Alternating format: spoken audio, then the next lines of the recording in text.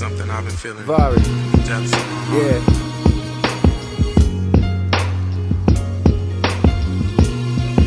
Yeah. God is real and he using me for a bigger purpose. So fuck the world that would have you think that a nigga worthless.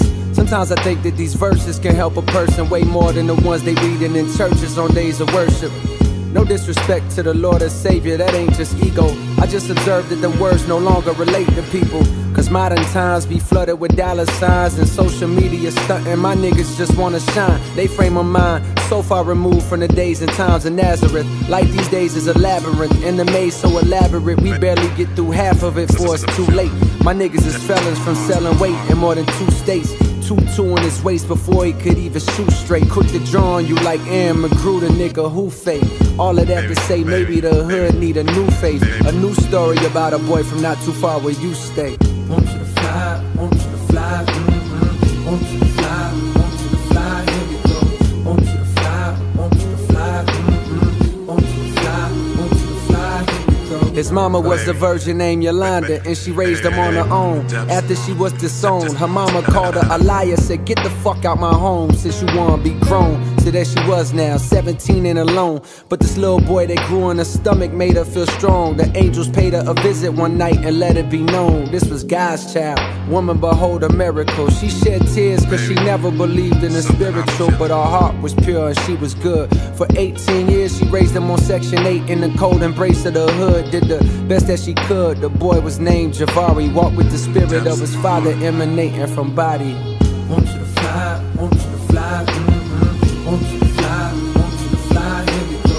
Want you to fly, want you to fly, want you to fly, want you to fly, here we go. Back in the hood, look at Lil Vari preach. His words were full of spirit, his truth it would always reach. He laid his hands on Toya when niggas called her a freak and told her that God loved her no matter who she let be. But being promiscuous is a sign that there's something deep that troubles her soul. The day she lets it go, she'll find peace. She broke down admitting her stepfather had touched her for years. She kept it secret for fear of her mother's grief. Now the bitterness she feels for that nigga is at a peak, and a lack of self-esteem is the reason that she would sleep with anybody and not think twice. Javari spoke calmly, instructing her to forgive her stepfather. Though he was wrong, he was sick, afflicted by evil, but the power to switch how you feel about people who hurt you is truly a gift. The thing that can make you rich or keep you down in the ditch. If you refuse to let go of the ground, then how can you lift into the sky where you belong with the Most High? Now wipe those tears from your eyes. My father wants you to fly. Want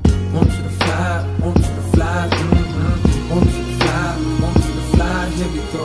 Want you to fly, want you to fly, want you to fly, want you to fly, here we go.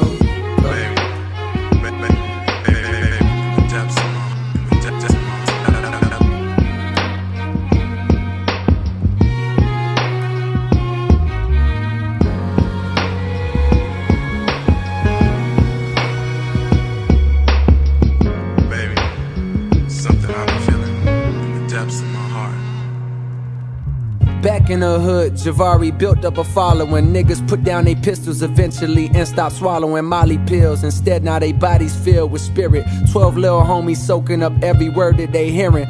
The neighborhood done changed in attitude and appearance. Police dumbfounded by lack of crime and they swear it's a fluke, not knowing the truth that this America niggas is waking up, but the powers that be they fear it. So government keeping tabs on Javari and those who practice adherence to things he teaching, and then comes the interference. They storm the hood, guns out, bust into the house that he slept in. A warrant claiming suspicion of drug possession, but Vari sat calmly as if he had been expecting. Heart full of love, even for those who need to oppress him. They told him hands up and he did just as they directed. They fired on him claiming they thought he reached for a weapon. He laid on the floor breathless, blood leaking from his chest, plus a bullet hole through both of his palms. Ain't that a message? The neighborhood was stressing. The son of God murdered and carried away on stretcher, body oppressor. But 3 days later, the coroner pulled a table, and what happened next is like something you see on cable or hearing a fable. He was suddenly able to open his eyes, look at him rise. The coroner was surprised.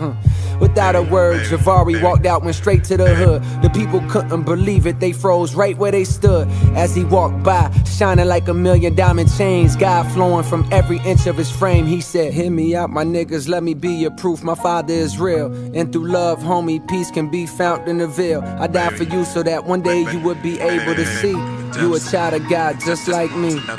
Hear me out, my niggas, let me be your proof. My father is real, and through love, homie, peace can be found in the veil. I died for you so that one day you would be able to see you a child of God just like me. And I want you to fly, want you to fly, want you